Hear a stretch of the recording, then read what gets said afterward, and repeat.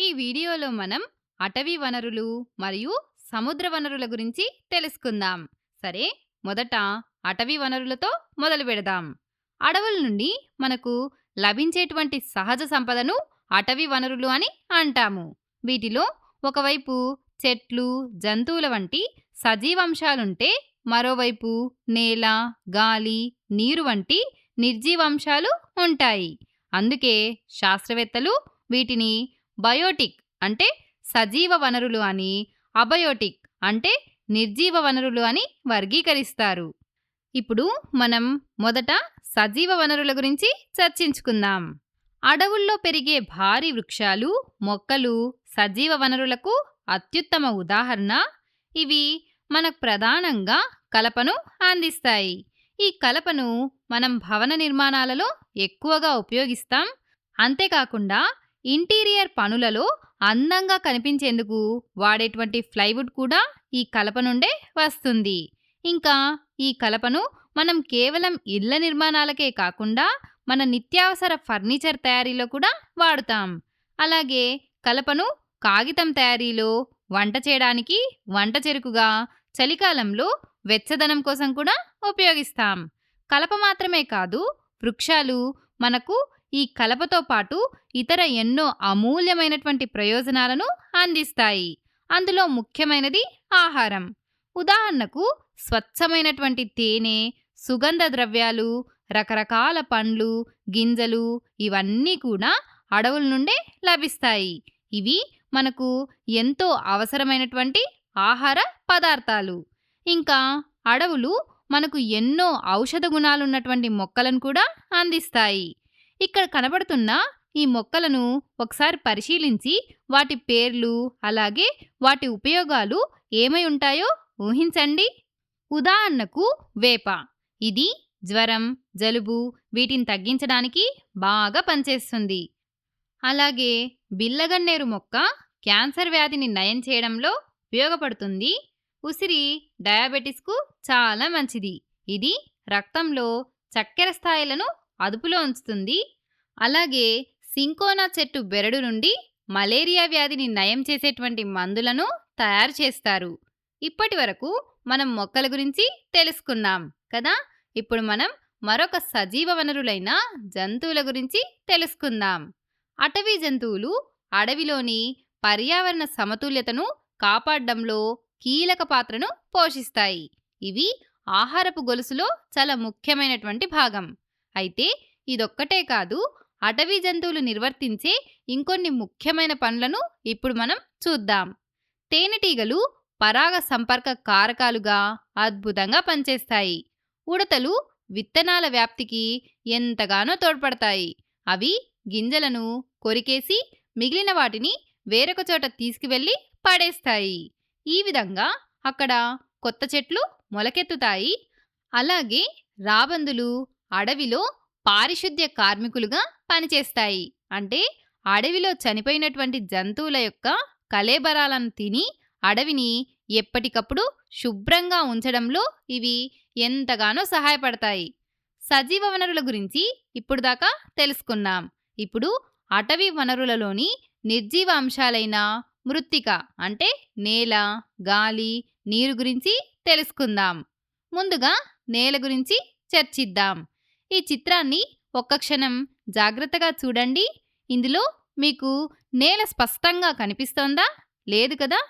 ఎందుకంటే అడవులు నేల పైభాగం అంతటా ఒక దట్టమైనటువంటి పొరలాగా కప్పి ఉంటాయి.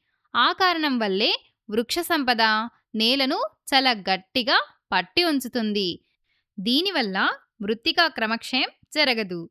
ఈ మృత్తికా క్రమక్షయం గురించి ఇంకా బాగా అర్థం చేసుకోవడానికి ఈ చిత్రాన్ని చూడండి. ఇందులో చెట్లను నరికేశారు కదా. ఇలా చెట్లను నరికేసినప్పుడు అక్కడ చెట్లు లేనందువల్ల అక్కడి నేల వదులుగా మారుతుంది. దీనివల్ల సులభంగా మృత్తికా క్రమక్షయం జరుగుతుంది. కాబట్టి ఈ రెండు చిత్రాలను చూసిన తర్వాత దట్టమైన చెట్లు గల అడవులు మృత్తికా క్రమక్షయాన్ని నివారిస్తాయని మనం అర్థం చేసుకోవచ్చు. అంతేకాకుండా అడవులు నేలను సారవంతంగా, పోషకాల గనిగా మారుస్తాయి. ఇంకా గాలి విషయానికొస్తే ఆకుపచ్చని ఆకులు కలిగినటువంటి చెట్లు మానవులు విడిచిపెట్టేటువంటి వ్యర్థ వాయువు అయినటువంటి కార్బన్ డయాక్సైడ్ని పీల్చుకుంటాయి. ఆ తర్వాత ప్రాణాధారమైనటువంటి ఆక్సిజన్ను విడుదల చేస్తాయి. దీనివల్ల గాలి యొక్క నాణ్యత పెరుగుతుంది. కాబట్టి మనం అడవులు గాలి నాణ్యతను మెరుగుపరుస్తాయని చెప్పచ్చు. ఇంకా నీటి విషయానికొస్తే జలచక్రంలో అడవులు ఒక ముఖ్యమైనటువంటి భాగం. అడవులు లేకపోతే జలచక్రం ఎప్పటికీ పూర్తి కాదు. ఎందుకంటే చెట్లు లేకుండా జలచక్రం అసంపూర్ణం. మన నీటి వనరులు అన్నింటినీ అడవులు ఎంతో భద్రంగా రక్షిస్తాయి. ప్రపంచంలోని 75% మంచినీరు అడవుల్లోనే నిల్వ ఉంటుంది. ఒకవేళ మనం మన అడవులను కోల్పోతే మన మంచినీటి వనరులు కూడా కోల్పోయినట్లే. అది తీవ్రమైనటువంటి తాగునీటి ఎద్దడికి దారితీస్తుంది. సరే, ఇప్పుడు అటవీ వనరుల తర్వాత సముద్ర వనరుల గురించి తెలుసుకుందాం. అటవీ వనరుల్లాగానే సముద్ర వనరులు కూడా 3 రకాలుగా విభజించవచ్చు. అవి సజీవ వనరులు, నిర్జీవ వనరులు మరియు మూడవది శక్తి వనరులు. ముందుగా సముద్రాల నుండి లభించేటువంటి సజీవ వనరులను చూద్దాం. సముద్రాలు మనకు చాలా రకాల ఆహారాన్ని అందిస్తాయి. రొయ్యలు, చేపలు, సముద్రపు కలుపు మొక్కలు వంటివి ప్రపంచవ్యాప్తంగా వివిధ ప్రాంతాలలో చాలా ఎక్కువగా వాడేటువంటి ఆహార పదార్థాలు. ఇవి కేవలం కొన్ని ఉదాహరణలు మాత్రమే. ఇంకా సముద్రం నుండి లభించే ఆహార పదార్థాలు చాలా ఉన్నాయి. ఇంకా వీటి యొక్క మరో ముఖ్యమైన ఉపయోగం ఔషధాలు.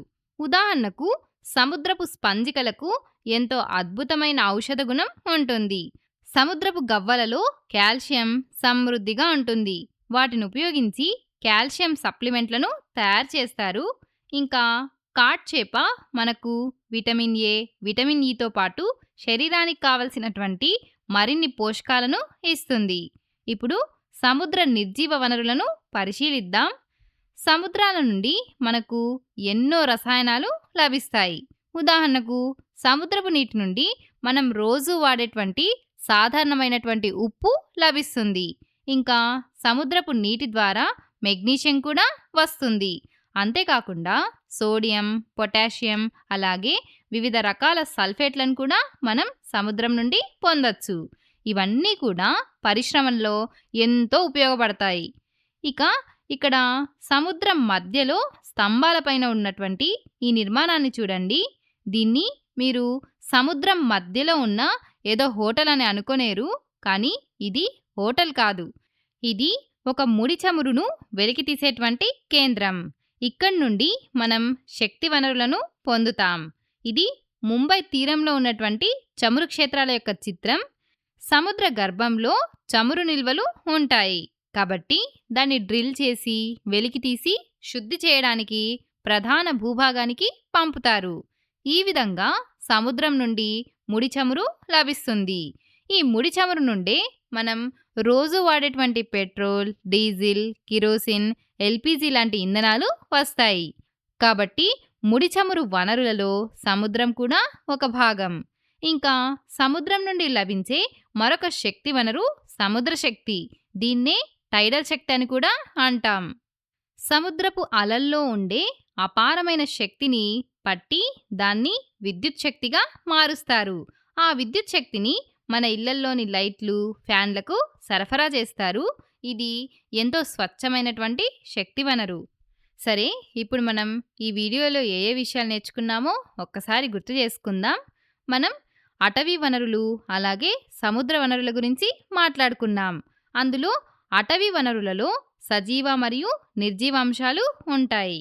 మొక్కలు, జంతువులు సజీవ వనరులు కాగా నేల, గాలి మరియు నీరు నిర్జీవ వనరులు. అడవులు మనకు కలప, ఆహారం అలాగే ఔషధాల్ని ఇస్తాయి. జంతువులు పర్యావరణ సమతుల్యతను కాపాడతాయి. అలాగే సముద్ర వనరుల్లో కూడా సజీవ, నిర్జీవ మరియు శక్తి వనరులున్నాయి. ఆహారం, మందులు సజీవ వనరులైతే ఉప్పు, లోహాలు నిర్జీవ వనరులు. ముడి చమురు, సముద్ర శక్తి శక్తి వనరులు. సో అటవీ అలాగే సముద్ర వనరులు అత్యంత విలువైనవి. కానీ ఇవి పరిమితం కాబట్టి వీటిని మనం చాలా బాధ్యతాయుతంగా వినియోగించుకోవాలి.